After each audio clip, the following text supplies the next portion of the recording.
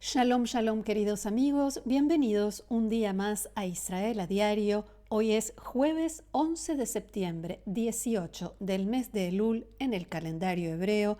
Llevamos 707 días de guerra. Todavía hay 48 rehenes allí en el infierno de Hamás, en la Franja de Gaza. Una vez más comenzamos el día hoy con un nuevo ataque de los hutíes. El ejército informó a las 6 menos cuarto de la mañana de hoy que un misil balístico lanzado por los hutíes desde Yemen contra Israel fue interceptado por las defensas aéreas. No hubo informes de impactos ni heridos. Se activaron las sirenas en varias localidades de la zona sur del desierto del Negev.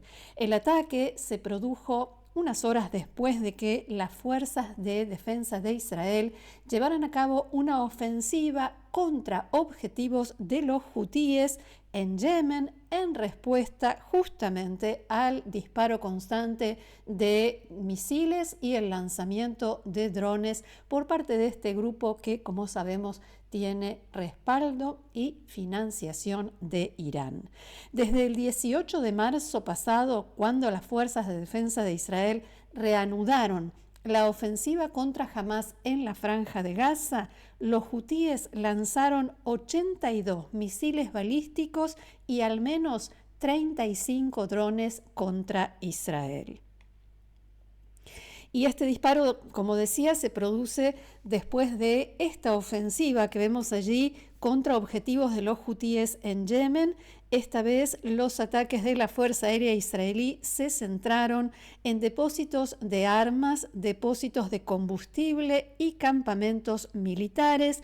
También fueron atacados los cuarteles generales de propaganda de los rebeldes, incluyendo la sede del Departamento de Propaganda Militar Hutí, que, según el ejército israelí, abro comillas, es responsable de difundir mensajes de incitación y propaganda, incluyendo discursos del líder Abdelmalik al-Houthi y declaraciones del portavoz, ese portavoz casi inmóvil que lamentablemente conocemos también, Yihia Sariye.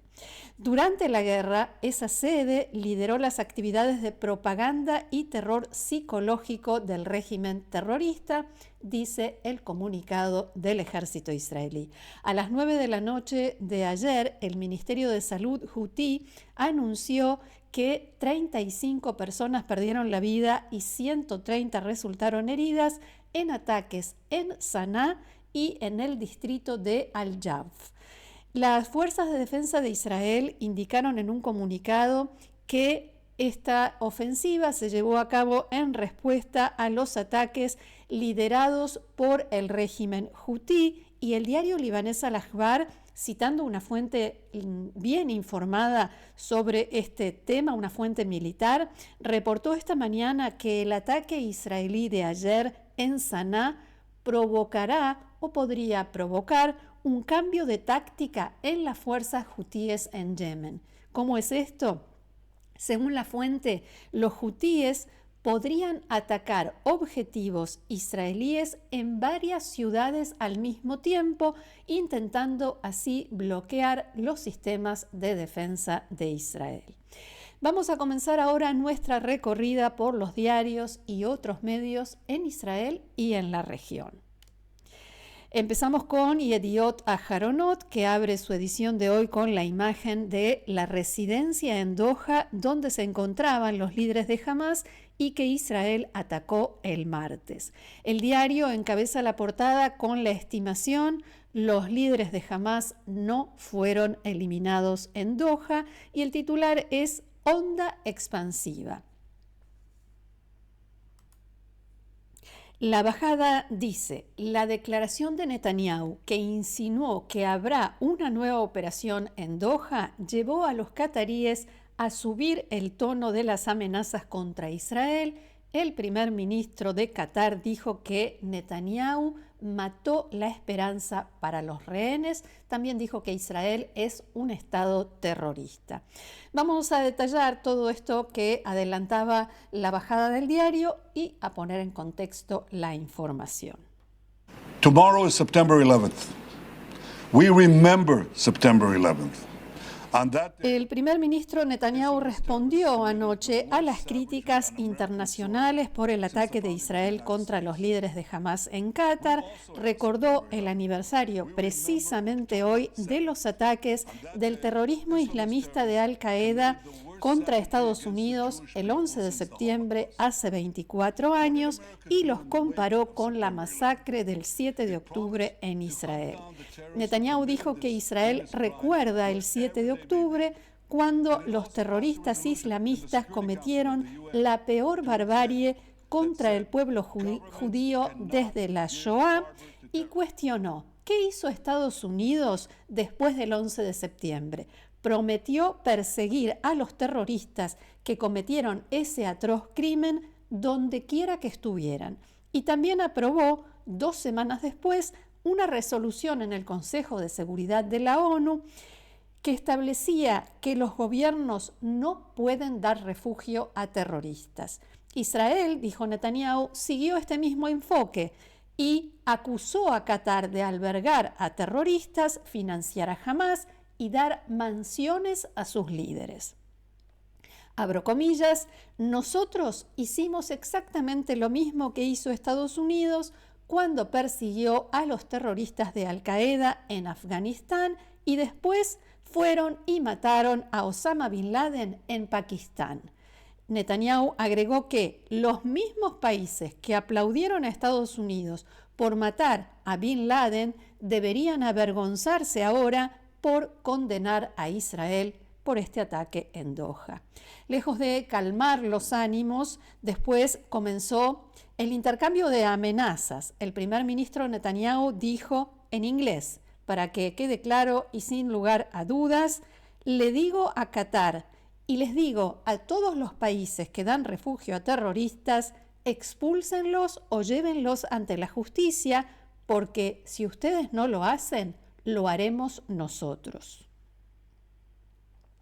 Y el primer ministro de Qatar, Mohammed Al-Thani, allí lo vemos, contraatacó y no se quedó corto, por decirlo de algún modo, con las críticas y las amenazas. Dijo que el ataque del martes en Doha es un acto de barbarie y que Netanyahu no tiene límites.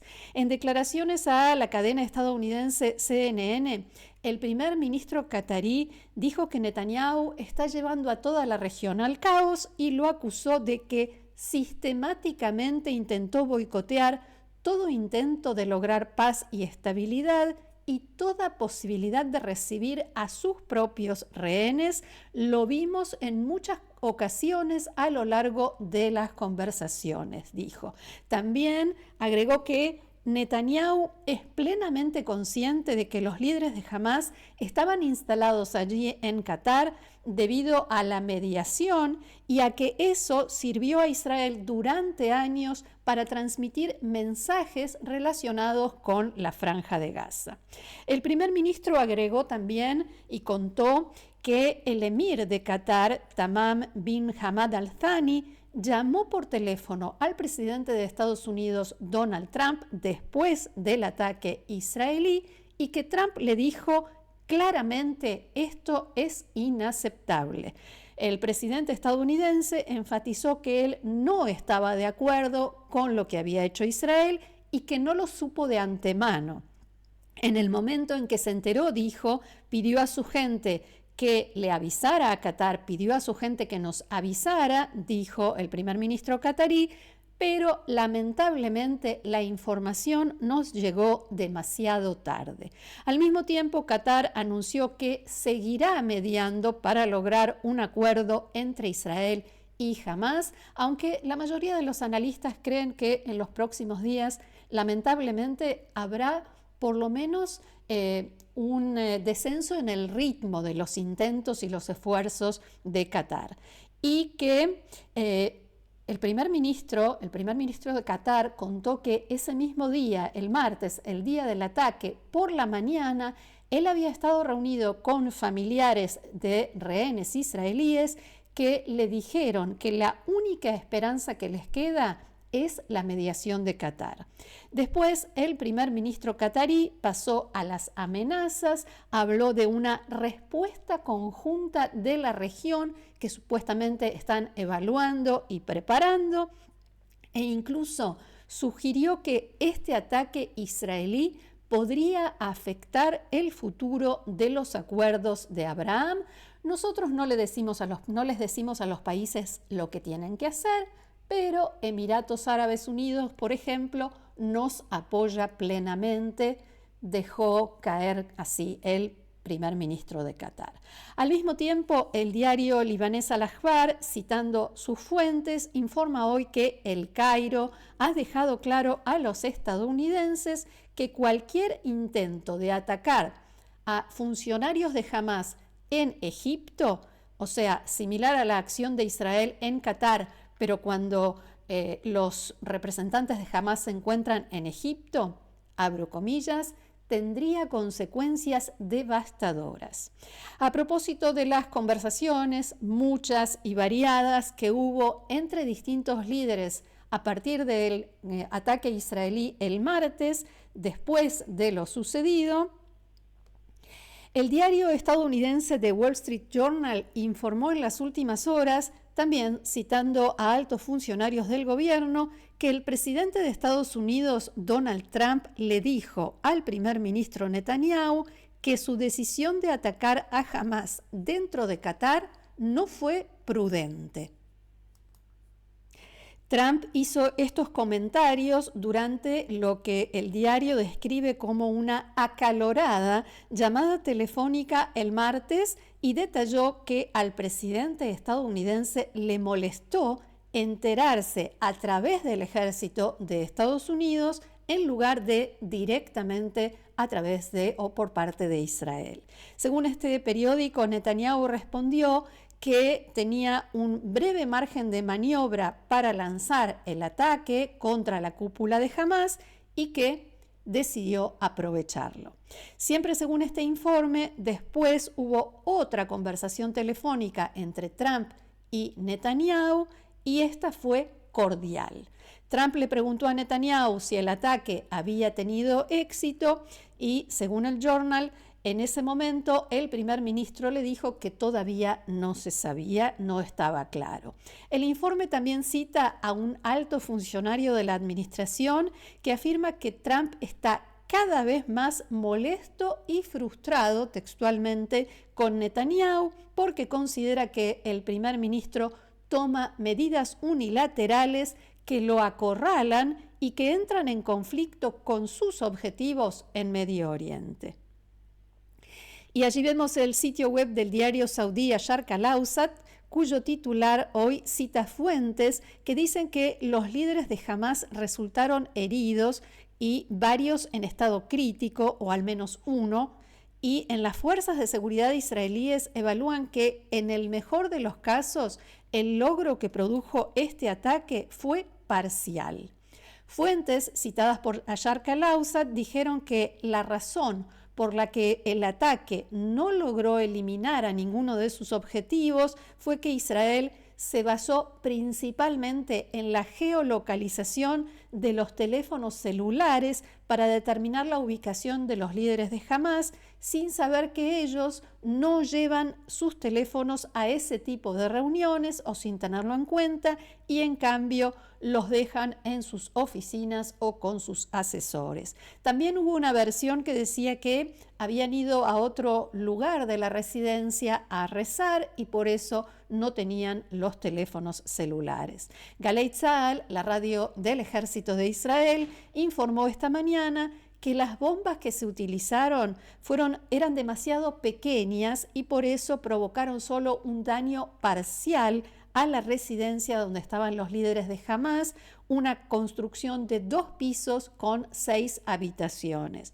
El motivo por el cual se utilizaron este tipo de munición es que intentaron evitar lo que se conoce como daño colateral, o sea, tratar de que no fueran alcanzados ciudadanos cataríes, sobre todo civiles, no involucrados y no relacionados con Hamás. Cambiamos de tema y también de diario. Israel Hayom muestra en tapa a soldados israelíes y titula "Luchando en todos los frentes". En Gaza dicen, Tzahal sigue derribando edificios y ordena a todos los habitantes de la ciudad que se desplacen de inmediato hacia la zona humanitaria. Mientras las posibilidades de un acuerdo se alejan y también la liberación de los rehenes, Galei Tzahal informó que cuando la operación militar israelí de conquista, de toma de Gaza es inminente, Izzedin al-Haddad, que es ahora el jefe del brazo militar de Hamas, designó un nuevo comandante para la unidad Ciudad de Gaza, Muhammad Ridjev, lo cual indica, más allá del nombre, que Hamas también se está preparando para el ingreso masivo de Tzahal en la ciudad, intenta recomponer su cadena de mandos y que alguien comande en la práctica, en el terreno, las actividades de guerrilla y terrorismo de Hamas contra los soldados israelíes. En Tzahal dijeron que la unidad Ciudad de Gaza de Hamas, del brazo armado de Hamas, todavía funciona. Hablamos ahora del asesinato del activista e influencer estadounidense Charlie Kirk durante una aparición pública en un debate en la Universidad de Utah.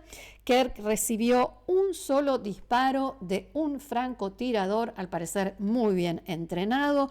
Fue trasladado a un hospital en estado crítico, donde falleció. Tenía 31 años, era, como dije, influencer, muy activo en redes, podcasts y debates, conservador, aliado de Trump y amigo de Israel, pro-Israel, sin tapujos, abiertamente y de una forma muy, muy fuerte.